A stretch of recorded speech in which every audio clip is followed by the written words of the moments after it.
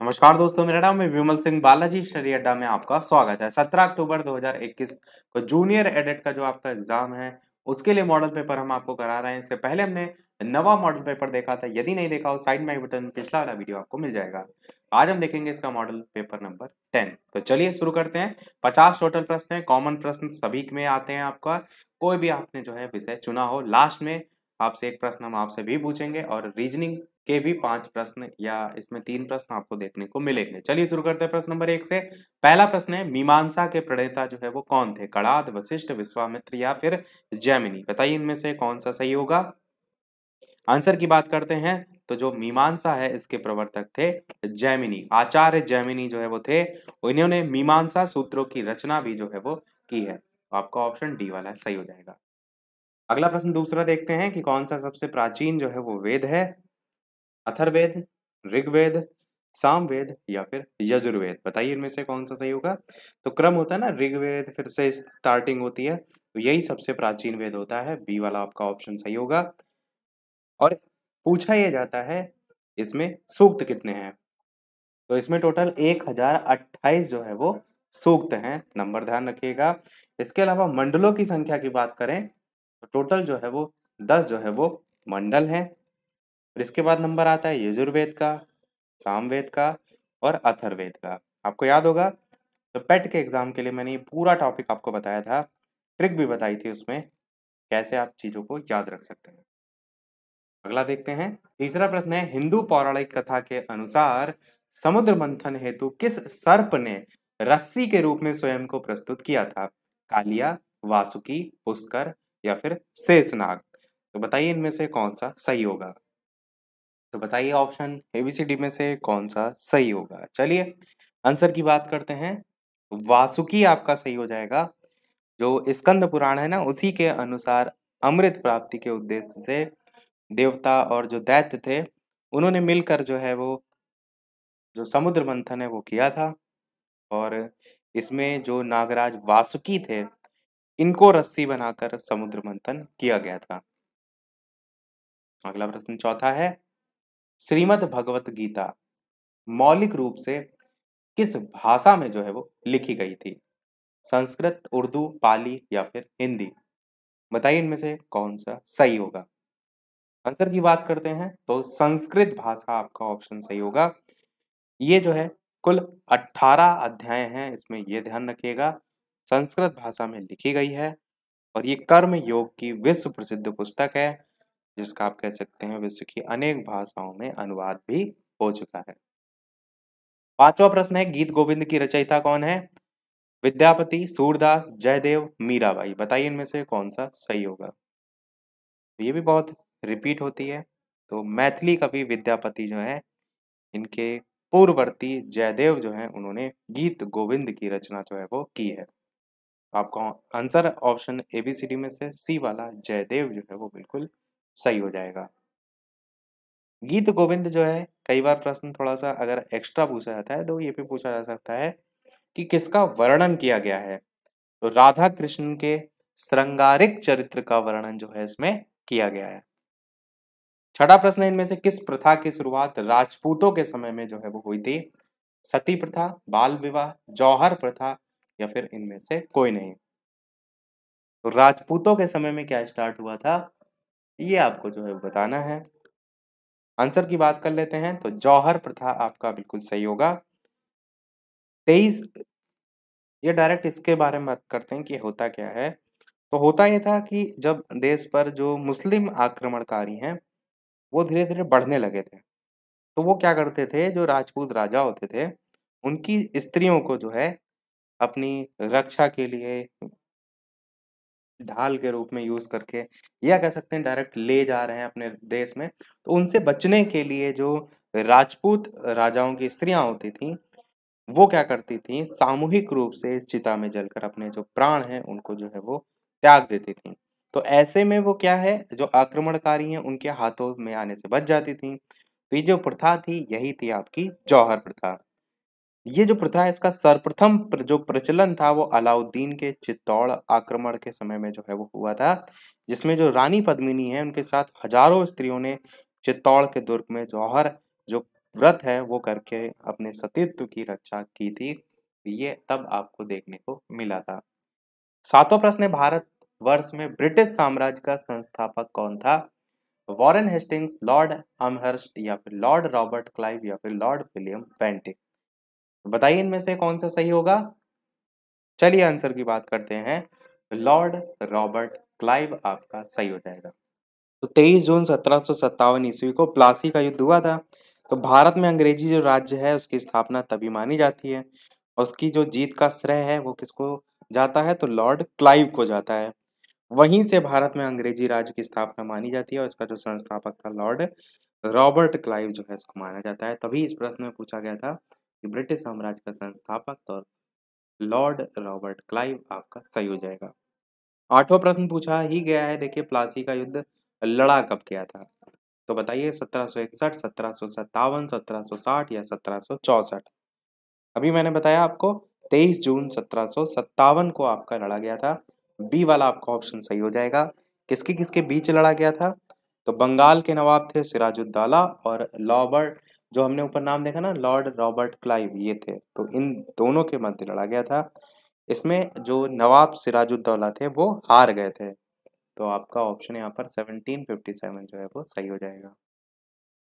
नवा प्रश्न है, भारत का मार्टिन लूथर किसे कहा गया है?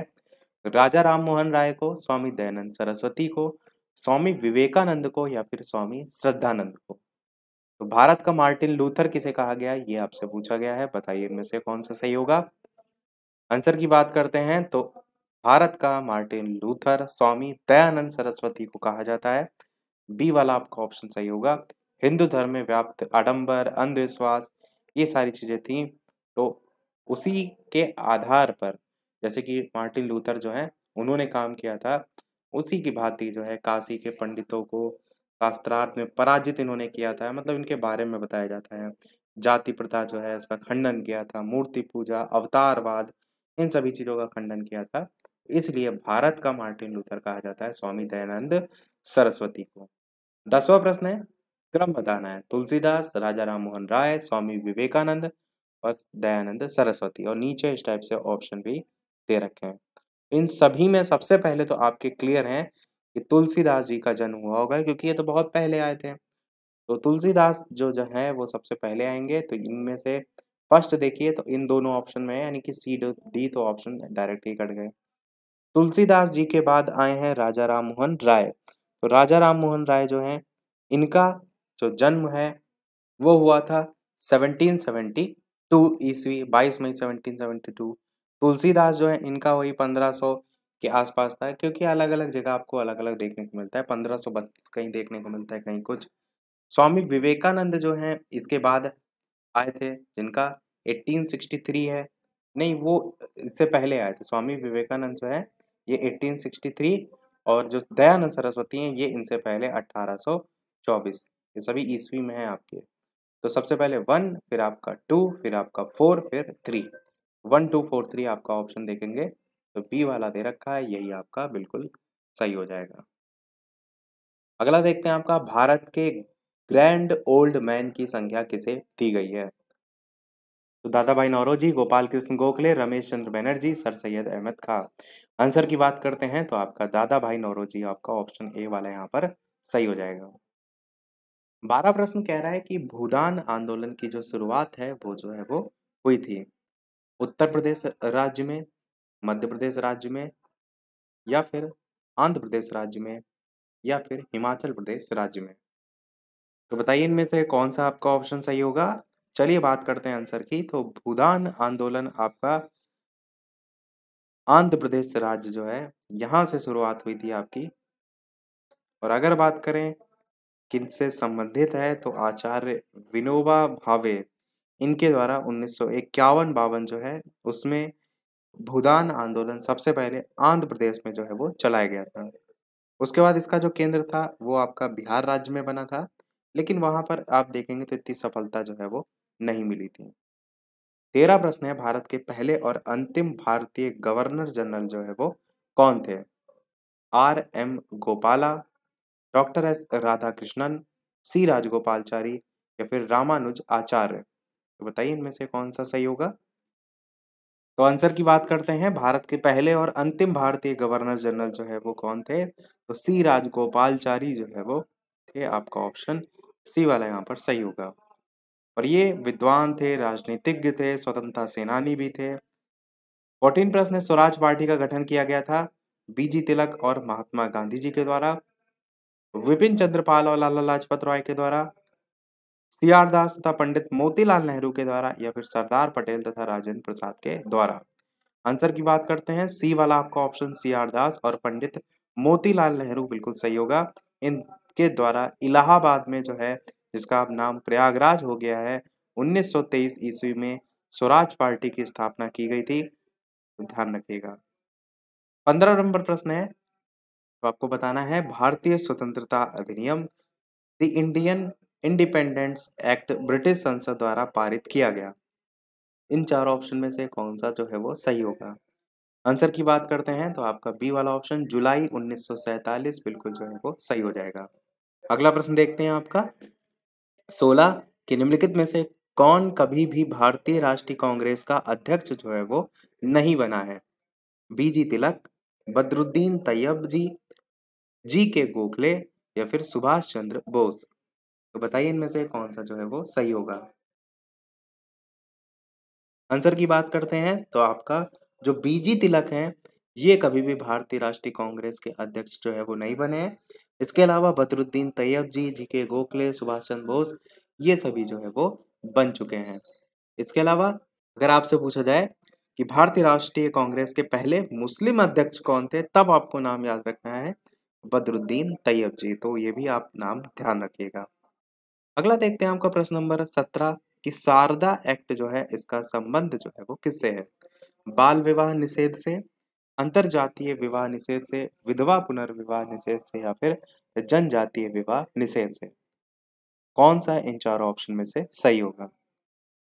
आंसर की बात करते हैं ऑप्शन एबीसीडी में, तो बाल विवाह निषेध आपका सही होगा।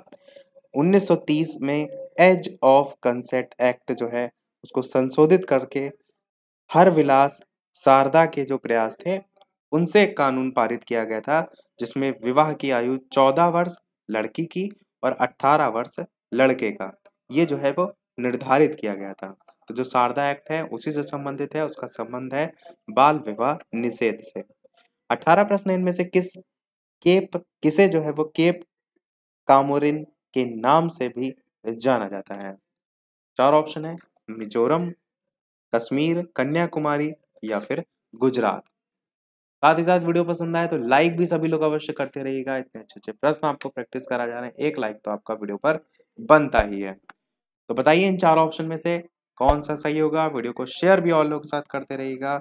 लाइव टाइमिंग मैंने आपको पहले ही बता दी है, तो लाइव आकर वीडियो भी आप जो है वो देख सकते हैं शाम के 8 बजे। तो चलिए मिलते हैं अगले इस प्रश्न के आंसर से। तो कौन सा सही होगा? आंसर की बात करते हैं, तो आपका कन्याकुमारी बिल्कुल सही होगा। 3 समुद्रों का मिलन स्थल है आपका कन्याकुमारी। इसी को ही केप कोमोरिन जो है उसके नाम से, या फिर कुमारी अंतरीप के नाम से भी जाना जाता है। तमिलनाडु के जो समुद्री तट है उस पर जो है ये स्थित है। इसी का ही नाम है कुमारी अंतरीप, वो भी जो है वो ध्यान रखिएगा। 19 प्रश्न कह रहा है, झारखंड राज्य की राजधानी इनमें से कौन सी है?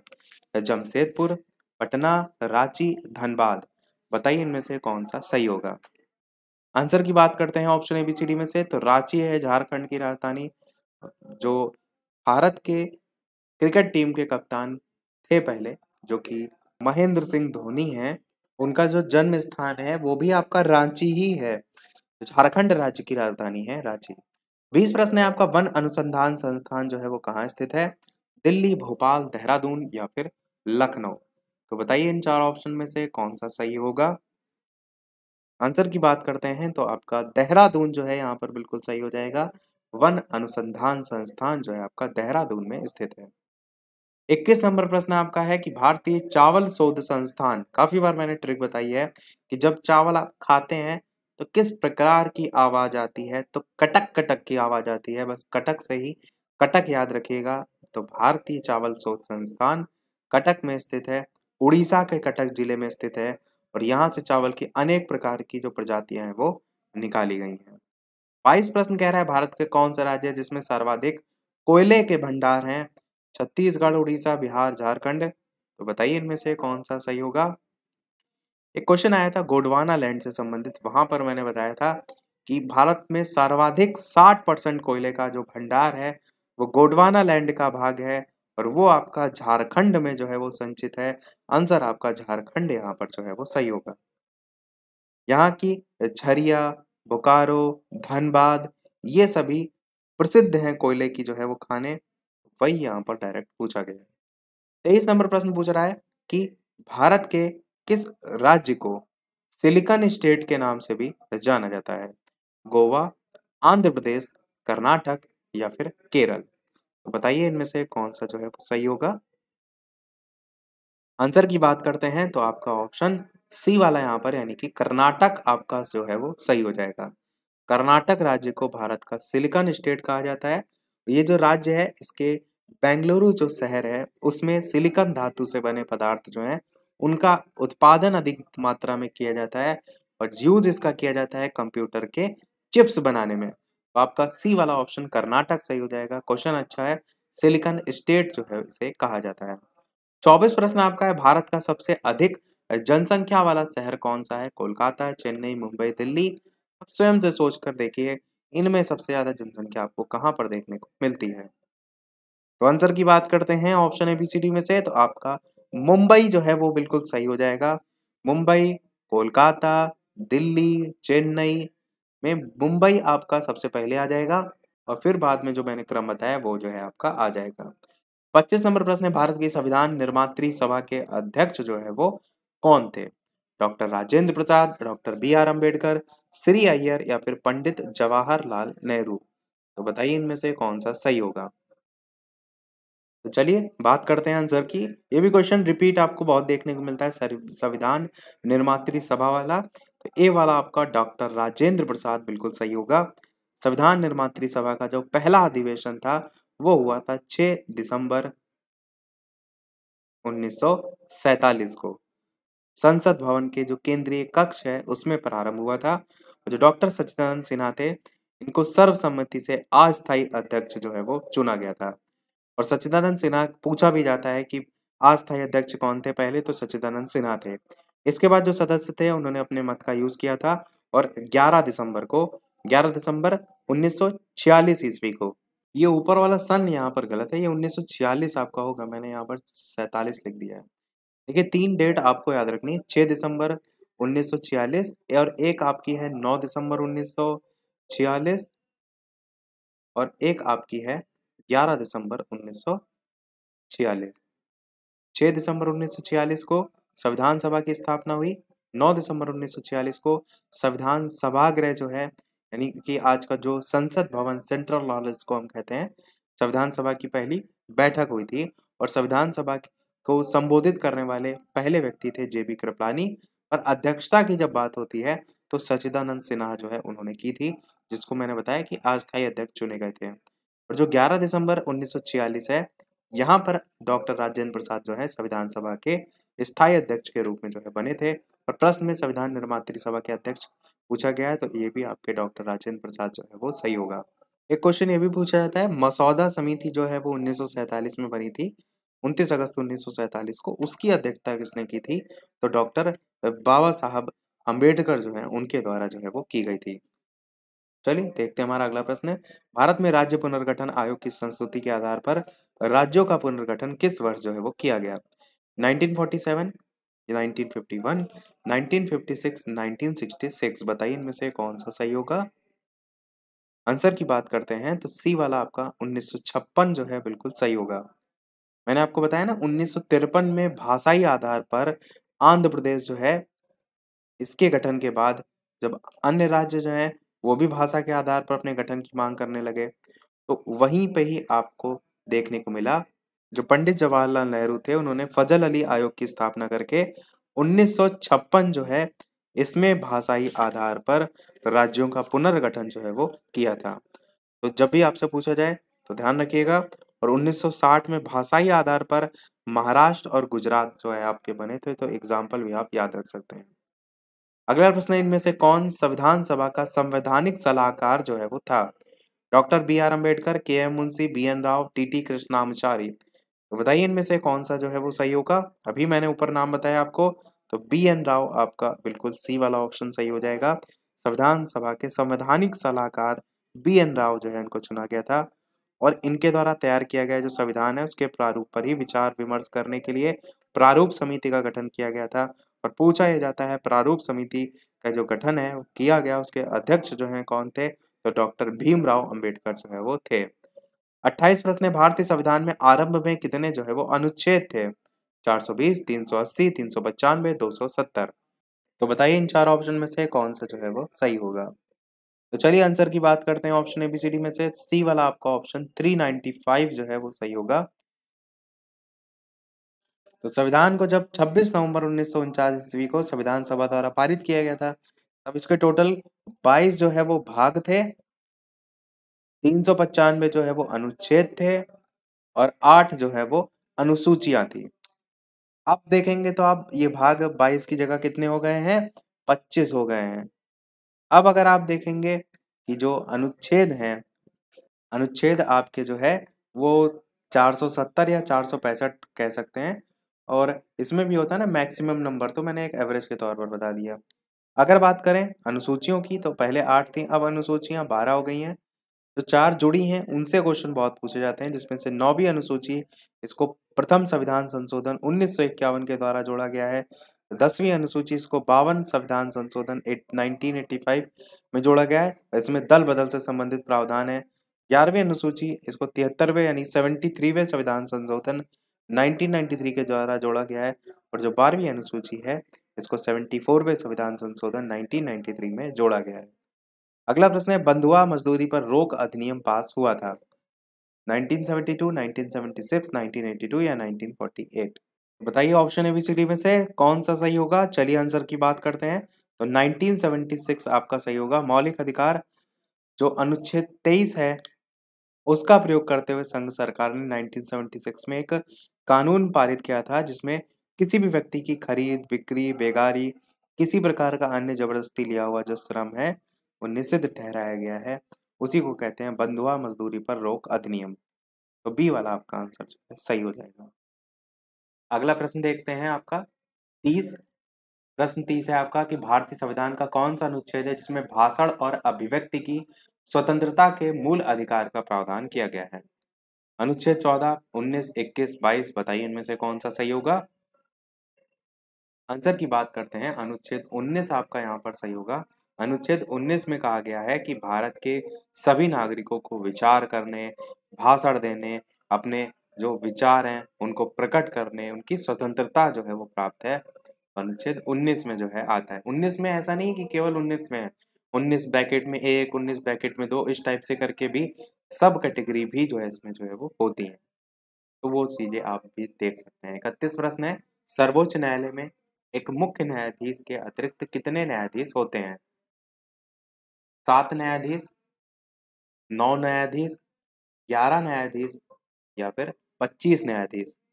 तो बताइए इनमें से कौन सा सही होगा।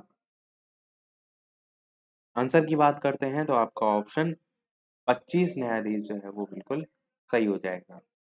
मूल रूप से सर्वोच्च न्यायालय के लिए मुख्य न्यायाधीश और 7 अन्य न्यायाधीश जो है इनकी व्यवस्था की गई है। किंतु वर्तमान में संसद द्वारा 1985 ईस्वी में जो कानून बनाकर सर्वोच्च न्यायालय उसमें एक मुख्य न्यायाधीश और 25 अन्य न्यायाधीश नियुक्त करने की व्यवस्था जो है वो की गई थी। अगला प्रश्न देखते हैं आपका 32 कि भारतीय संविधान के अंतर्गत मौलिक अधिकारों का संरक्षक जो है वो कौन है? संसद, राष्ट्रपति, मंत्रिमंडल या फिर सर्वोच्च न्यायालय? तो बताइए इन चार ऑप्शन में से भारतीय संविधान के अंतर्गत मौलिक अधिकारों का संरक्षक जो है वो कौन है? आंसर की बात करते हैं तो इन चारों ऑप्शन में से सर्वोच्च न्यायालय आपका जो है वो आपका बिल्कुल सही होगा। किस अनुच्छेद में है? तो अनुच्छेद 32 में है। उच्चतम न्यायालय जो है ये सर्वोच्च न्यायालय, उसी को हम कहते हैं नागरिकों के मूल अधिकारों का प्रहरी बनाया गया, सजग प्रहरी हम इसको कहते हैं। और उसके लिए मैंने आपको बताया भी था शायद कल ही वाले में सेट में कि 5 प्रकार की रिट भी जो है जारी की जाती हैं सर्वोच्च न्यायालय जो और उच्च न्यायालय के द्वारा जो नागरिक हैं उनके मौलिक अधिकारों की रक्षा के लिए। अगला देखते हैं आपका 33 प्रश्न, मिश्रित अर्थव्यवस्था का तात्पर्य क्या होता है? लघु और बृहद दोनों उद्योग, आप कहेंगे नहीं। निजी और सार्वजनिक दोनों क्षेत्र, बस यही आपका सही होगा।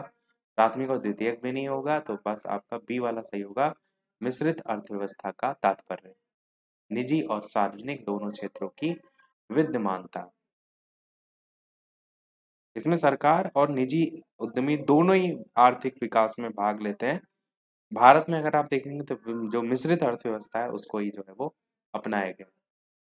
अगला है 34 प्रश्न, भारत में कर्मचारियों के महंगाई भत्ते का निर्धारण का आधार जो है वो क्या है? राष्ट्रीय आय है, उपभोक्ता कीमत सूचकांक है, जीवन स्तर है, प्रति व्यक्ति आय है। तो बताइए इन चार ऑप्शन में से कौन सा सही होगा? आंसर की बात कर लेते हैं तो आपका उपभोक्ता कीमत सूचकांक जो है वो सही होगा। भारत में कर्मचारियों के महंगाई और भत्ते का जो निर्धारण है वो उपभोक्ता कीमत सूचकांक पर जो है वो किया जाता है। सबसे पहले इसका आकलन किया गया था 1956 ईस्वी में। तो ये भी आप वर्ष भी याद रख सकते हैं। 35 प्रश्न है, भारत आर्थिक सर्वेक्षण प्रत्येक वर्ष प्रकाशित किया जाता है, किसके द्वारा किया जाता है वो यहाँ पर पूछा गया है। तो बताइए इन चार ऑप्शन में से कौन सा जो है वो सही होगा? आंसर की बात करते हैं तो वित्त मंत्रालय आपका, भारत सरकार, ये जो है वो बिल्कुल सही होगा। अगला प्रश्न देखते हैं 36। विज्ञान के प्रश्न स्टार्ट हो रहे हैं। दूध का दही में परिवर्तन किसके द्वारा होता है? बैक्टीरिया, विटामिन, एंजाइम या फिर इनमें से कोई नहीं। तो सभी जानते हैं आप कि ये जो परिवर्तन होता है वो बैक्टीरिया के द्वारा होता है। और ये जो प्रक्रिया होती है वो किण्वन की क्रिया होती है। दूध में जो सूक्ष्म जीवाणु होते हैं वो पैदा हो जाते हैं, जिसके कारण दूध में किण्वन की क्रिया होती है और इससे रासायनिक परिवर्तन होने लगता है। किण्वन की क्रिया के कारण दूध दही में बन जाता है। अगला प्रश्न, भाप के इंजन का आविष्कार किसने किया था? Robert Watson, James Watt, William Harvey या फिर इनमें से कोई नहीं। तो बताइए ऑप्शन एबीसीडी में से कौन सा सही होगा? आंसर की बात करते हैं तो जेम्स वॉट आपका सही होगा। भाप के इंजन का आविष्कार जेम्स वॉट ने किया था। 38 प्रश्न है, वायुयान के टायरों में भरने में निम्न गैस का प्रयोग जो है वो किया जाता है। तो बताइए ऑप्शन एबीसीडी में से कौन सा सही होगा? हाइड्रोजन, नाइट्रोजन, हीलियम या फिर नियॉन। फिर राह ऊपर नहीं लगेगी। आंसर की बात करते हैं तो आपका ऑप्शन सी वाला यहाँ पर हीलियम गैस जो है वो सही होगा। और वायुयान के टायरों में भरने में गैस का यूज किया जाता है। 39 प्रश्न है, बगलिहार परियोजना किस नदी पर जो है वो है? झेलम नदी, रावी नदी, चिनाब नदी या फिर सिंधु नदी। बताइए इनमें से कौन सा जो है वो सही होगा? आंसर की बात करते हैं ऑप्शन एबीसीडी में से तो चिनाब नदी आपका ऑप्शन सी वाला जो है वो सही हो जाएगा। अगला प्रश्न 40 है, गंगा नदी की एकमात्र सहायक नदी जिसका उद्गम जो है वो मैदान में है उसको चिन्हित कीजिए, ये कह रहा है। सोन, शारदा अथवा सरयू, गोमती, रामगंगा, इस टाइप से 4 पॉइंट है। तो आंसर की बात करते हैं ऑप्शन एबीसीडी में से तो आपका गोमती नदी यहाँ पर जो है वो सही होगा। गंगा नदी की एकमात्र सहायक नदी गोमती जो है, इसका बारे में पूछा गया था कि जिसका उद्गम मैदान में है, तो गोमती नदी का उद्गम जो है वो मैदान में जो है वो है। बाकी जो उद्गम है उनका स्थल कहाँ है? तो वो पहाड़ में है आपका। तो ये दोनों में डिफरेंस है। अगला प्रश्न है, चिल्का झील जो है वो कहाँ स्थित है? पश्चिम बंगाल, आंध्र प्रदेश, उड़ीसा, तमिलनाडु। काफी बार मैंने आपको बताया है कि चिल्का झील उड़ीसा राज्य में जो है वो स्थित है। और लैगून झील है भारत के पूर्वी तट पर स्थित प्रमुख लैगून झील पुलिकट जो कि चेन्नई में है, वो भी ध्यान रखिएगा। चिल्का जो आपको मैंने बता ही दी। और आंध्र प्रदेश में जो है कोलेरू है, उसको भी ध्यान रखिएगा। अगला देखते हैं 42 प्रश्न, अति गहरी महासागरीय द्रोणियां कहाँ जो है वो पाई जाती हैं? हिंद महासागर, प्रशांत महासागर, आर्कटिक महासागर या फिर अटलांटिक महासागर। तो बताइए ऑप्शन एबीसीडी में से कौन सा सही होगा? आंसर की बात करते हैं तो बी वाला आपका ऑप्शन प्रशांत महासागर जो है बिल्कुल सही होगा। तो प्रशांत महासागर में अति गहरी महासागरीय द्रोणियां आपको देखने को मिलती है, जैसे कि फिलीपींस द्रोणी है, फिजी द्रोणी है, आपका पूर्वी ऑस्ट्रेलियाई द्रोणी है, ये सभी जो है इसमें नाम है। पेरू चिली द्रोणी है। 43 प्रश्न है, एक नागरिक के मूल कर्तव्य जो है उसमें निम्न में से कौन सा कर्तव्य जो है वो सम्मिलित नहीं है, आपसे पूछा गया है। प्राकृतिक पर्यावरण की रक्षा और उसका संवर्धन, ये तो सम्मिलित है। यानी ये आंसर नहीं होगा, इसलिए मैंने काट दिया है। बी कह रहा है कि स्वतंत्रता के लिए हमारे राष्ट्रीय आंदोलन जो है उनको प्रेरित करने वाले उच्च आदर्शों को संजाए रखें और उनका पालन करें। बिल्कुल सही है। अपरिशुद्धता मिटाने की ओर प्रयास करें, ये आपका वाला गलत है, तो सी आंसर आपका जो है बिल्कुल सही होगा। अपरिशुद्धता मतलब होता है छुआछूत, और प्रश्न में कह रहा था जो मूल कर्तव्य है उनमें से कौन सा कर्तव्य इसमें से जो है वो नहीं है, तो ये जो है आपका नहीं है, और डी तो ऑप्शन कट जाएगा जब सी आपका आंसर हो गया। 44 प्रश्न इनमें से कौन एक तृतीय क्रियाकलाप है? वानिकी, विनिर्माण, कृषि या फिर विपणन। तो बताइए इनमें से कौन सा जो है वो सही होगा। आंसर की बात करते हैं ऑप्शन एबीसीडी में से, तो आपका ऑप्शन विपणन जो है बिल्कुल सही होगा, जो कि तृतीय क्रियाकलाप में जो है वो आता है। 45 प्रश्न इनमें से कौन सा एक जीवाणु जनित जो है वो रोग है? हर्पीज, पोलियो, चेचक, टिटनेस। तो बताइए इनमें से कौन सा जो है वो सही होगा। आंसर की बात करते हैं तो आपका ऑप्शन टिटनेस सही हो जाएगा। टिटनेस रोग बैसिलस टेटनी नामक जीवाणु से होता है, और इस रोग के जो बैक्टीरिया हैं वो जंग लगे लोहे पर, जो घोड़े की लीद होती है उस पर, मल पर, इन सभी जगह पाए जाते हैं।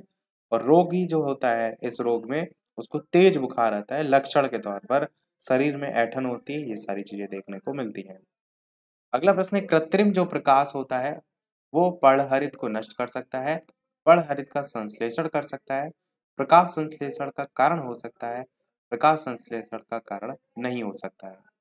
आंसर की बात करते हैं, प्रकाश संश्लेषण का कारण कृत्रिम प्रकाश जो है वो हो सकता है, ये आपका जो है वो सही हो जाएगा। बस कि आपको रिएक्शन इसकी प्रकाश संश्लेषण वाली पता होना चाहिए। और 47 से प्रश्न आपके रीजनिंग के स्टार्ट हो रहे हैं। लास्ट के 47, 48, 49, 50 जो प्रश्न है वो आपको रीजनिंग के देखने को मिलेंगे। तो इसमें जो 47 प्रश्न है उसको देखते हैं। वीडियो को लाइक और शेयर अवश्य करते रहिएगा। यहाँ पर आपको फिल इन द ब्लैंक्स में बताना है कौन सा जो है वो लेटर आएगा। मैंने आपको बताया था कैसे करते हैं। सबसे पहले आप गिन लेते हैं कि यहाँ पर टोटल कितने हैं। 1 है, 2 है, 3 है, 4 है, 5 है, 6 है, 7, 8, 9, 10, 11, 12, 13, 14, 15। अब 15 है तो आपने देख लिया टोटल। अब आप क्या कर सकते हैं, इसको 5-5 में बांट देंगे, तो आपका 5-5 के हिसाब से 5 दिया 15 हो जाएगा। ये 3-3 में भी काटेंगे तो 3 पचे 15 हो जाएगा। कैसे भी आप जो है इसको बांट सकते हैं। चलिए हम क्या करते हैं, 1 2 3 4 5 के हिसाब से जो है वो बांटते हैं। 1 2 3 4 5, यानी कि यहाँ पर इस टाइप से लाइन खींच देते हैं। 1 2 3 4 5 यहाँ पर खींच देते हैं बस। अब यहाँ पर देखिए ए बी सी है, इसमें ए के बाद आपका क्या आना चाहिए, तो सी आपका आ सकता है। इसको हम यहाँ पर सी जो है वो ऊपर लिख देते हैं, यहाँ लिख देते हैं ए सी। फिर बी के बाद आपका तो फिर से हमारा सी है, तो हम आपका यहाँ पर जो है सी लिख देते हैं। ए सी, फिर बी सी, फिर उसके बाद यहाँ पर सी आ रहा है। ठीक है। अब सी यहाँ तक कि इसके लिए जो है, जो पहले स्टार्टिंग के 5 है उसके लिए हमने देख लिया। यहाँ पर अब और क्या आ सकता है, तो हम इसके लिए आगे देखेंगे। तो फिर से ए है, उसके बाद अगर हम सी फिर से रख दें तो यहाँ पर आपका सी आ जाएगा। फिर तो बी था ही, बी के बाद हमने सी रखा था, सी है। और यहाँ पर क्या आएगा, तो ये आप देख रहे थे ए सी बी सी, उसके बाद सी था आपका। यहाँ पर भी देखिए ए सी बी सी, यहाँ क्या आ जाएगा, सी आ जाएगा। तो आप समझ रहे हैं किस टाइप से सीरियल चल रहा है। ए सी बी सी और सी के बाद क्या आएगा ये पूछा गया है। तो हमने तो इस वाले से देख लिया, इसके बाद ए से स्टार्ट हो रहा था, तो यहाँ पर आपका ए C B C C B जो है वो आ जाएगा। फिर यहाँ पर आगे देखिए A C B C C B, last में भी सेम ये चीज होगी। यहाँ पर आपका ए सी और बाद में तो डी करके लिखा हुआ है, उससे हमें मतलब नहीं है। वैसे डी यहाँ पर होने का कोई मतलब नहीं है, गलत ही प्रिंट हुआ है। ये बी होना चाहिए, क्योंकि जब सब में आपका सीरियल बन रहा है तो ये लास्ट तक बनना चाहिए, ऐसा नहीं कि केवल यहीं तक होना चाहिए। ये बी होगा डेफिनेटली, ये डी नहीं होगा। अब आप देख लीजिए किस टाइप से बन रहा है, ए सी बी सी, उसके बाद सी बी, फिर यहाँ से देखिए ए सी बी सी फिर सी और बी, फिर ए सी, यहाँ पर बी है तो आगे बी सी था ना, ए सी बी सी और उसका सी बी, यानी कि फिर सी बी। तो इस टाइप से आपका क्रम चल रहा है। अब देख लीजिए जो फिल इन द ब्लैंक्स थी वहां पर सी सी बी सी किस में है, तो आप देखेंगे डी वाले में आपका है, जिसमें नहीं डी वाले में ए है, यहाँ का हो जाएगा, ये वाला ए वाला ही होगा, जिसमें आपका सी सी, ये देखिए सी सी फिर बी सी उसके बाद आपका सी है तो सी और ए, ये आपका ए वाला बिल्कुल सही होगा। अगला देखते हैं 48 प्रश्न। तीन समीकरण जो है उसी संख्यात्मक प्रक्रिया को अपनाते हैं जिसके अनुसार लुप्त संख्या आपको बताना है। 178 बराबर 817, 534 बराबर 453, 294 बराबर क्या होगा। अब सोचिए 178 से 817 आएगा कैसे, बस इसमें ही आपको आंसर जो है वो छांटना है। तो अगर आप देखेंगे थोड़ा सा गौर से तो यहाँ पर 7 दे रखा है बीच में, यहाँ पर आपका भी देखिए तो 178 है, यहाँ 817 है, यानी क्रम बदल दिया गया है। एक आपका बीच में आ गया है, 7 इधर साइड, 8 पहले आ गया है। 534 में भी देखिए तो 5 जो है उसको बीच में लाया गया है, यानी जो सबसे पहला नंबर है उसको सबसे बीच में लाया गया है, 2 को हम बीच में लिख देते हैं। फिर उसके बाद वाला जो नंबर है उसको सबसे बाद में लाया गया, यानी जो 9 है उसको बाद में लाया गया और जो 4 है उसको पहले ला दिया गया। तो 429 आपका नंबर बन जाएगा। इन चारों ऑप्शन में अगर आप देखेंगे, एक बार इसमें भी देख लेते हैं कि जो बीच साइड पहला वाला नंबर था 5 वाला, उसे बीच में रखा गया है, तो हमने भी क्या किया, 2 को सबसे पहले बीच में रखा। उसके बाद वाला जो नंबर 3 है उसको सबसे आखिरी में रखा गया है, 9 को हमने सबसे आखिरी में रखा है और बाद में 4 सबसे, तो ठीक है 429 आपका ए वाला आंसर यहाँ पर सही हो जाएगा। 49 प्रश्न है, MUSTA मस्टर्ड जो है इसको ये लिखा जाता है, तो इसे क्या लिखा जाएगा, प्रोफ्यूज करके जो लिखा हुआ है, और इस टाइप से 4 ऑप्शन भी दे रखे हैं। बस आपको सबसे पहले देखना है इसे लिखा कैसे गया है।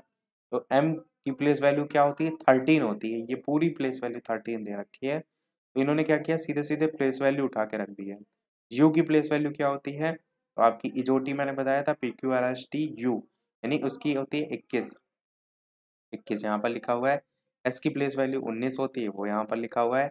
T की प्लेस वैल्यू 20 होती है और उसके बाद A की प्लेस वैल्यू 1 होती है और A के बाद आपका R की वैल्यू जो है वो 18 होती है और T की वैल्यू 4 होती है।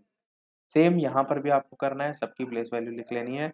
P की वैल्यू होती है 16, R की होती है 18, 16 18 देखिए, तो लगभग आपका इस A में नहीं है, A ऑप्शन कट जाएगा, 16 18 इन तीनों में है। 15 भी देखिए है, चौथा नंबर आपको देखना है। तो F के लिए आपका क्या मान है, तो F का प्लेस वैल्यू होती है 6, आपको देखना है इसमें 6 कहाँ पर आ रहा है, तो आप देखिए 6 केवल इसमें आ रहा है और इसमें आ रहा है, सी वाला भी आपका ऑप्शन कट जाएगा, ऐसे आपको चेक करना पड़ेगा।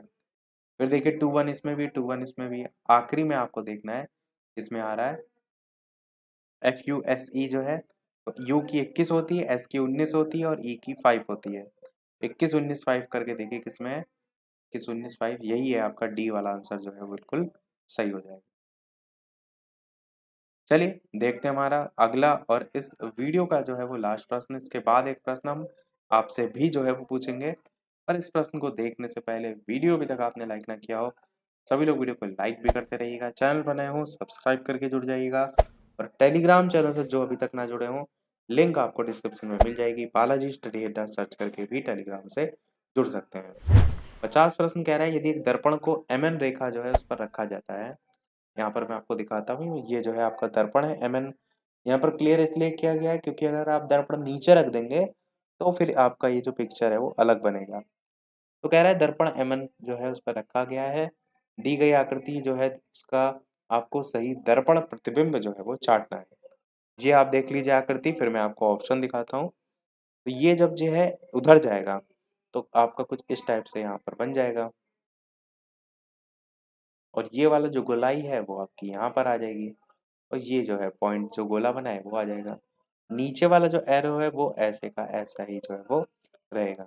अब देखिए ये चीज कहाँ पर बन रही है, देखिए पहले में तो दोनों में ही बिल्कुल गलत है, इसमें ऊपर है बिल्कुल गलत है, इन दोनों में नीचे है, और ये जो गोला इन्होंने बनाया ये इधर बना दिया, जबकि हमारा डी वाला बनेगा, तो यही आपका आंसर हो जाएगा। पर अगर यहाँ पर ये कह दिया होता कि इसी का ही जो है आपको जल प्रतिबिंब बताइए, तब आपका ये जो एरो है नीचे की ओर अगर आप प्रतिबिंब रख दें तो ये एरो तब आपका ऊपर चला जाएगा, तब आपका आंसर ये वाला बी वाला हो सकता था। तो ये चीज का भी ध्यान रखिएगा कि प्रश्न में पूछा क्या जा रहा है।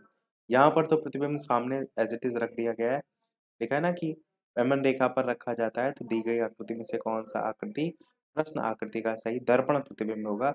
जब ये दर्पण रखा जा रहा है तो ये चीज जो है इधर आगे पलट जाएगी, कुछ इस टाइप से आपकी हो जाएगी। तो सभी प्रश्न हमारे समाप्त हुए। अब एक प्रश्न आपके लिए भी, जैसा कि सभी वीडियो में हम आपसे एक न एक प्रश्न पूछते हैं। इस वीडियो का आपके लिए प्रश्न है जिसका आंसर वीडियो के मेन कमेंट में टाइप करके आपको बताना है। निम्नलिखित अंगों में से किसे आरबीसी का कब्रिस्तान जो है वो कहा जाता है? ए ऑप्शन है थाइमस, बी ऑप्शन है यकृत, सी है प्लीहा, डी ऑप्शन है वृक्क। अपना आंसर वीडियो के मेन कमेंट में टाइप करके बताइएगा ऑप्शन इन चारों में से कौन सा सही होगा। लाइव टाइमिंग है शाम के 8 बजे, तो लाइव आकर भी वीडियो देख सकते हैं, प्रश्नों की प्रैक्टिस कर सकते हैं। तो मिलते हैं अगले वीडियो में कुछ नए प्रश्नों के साथ, नए टॉपिक के साथ। तब तक के लिए नमस्कार, जय हिंद।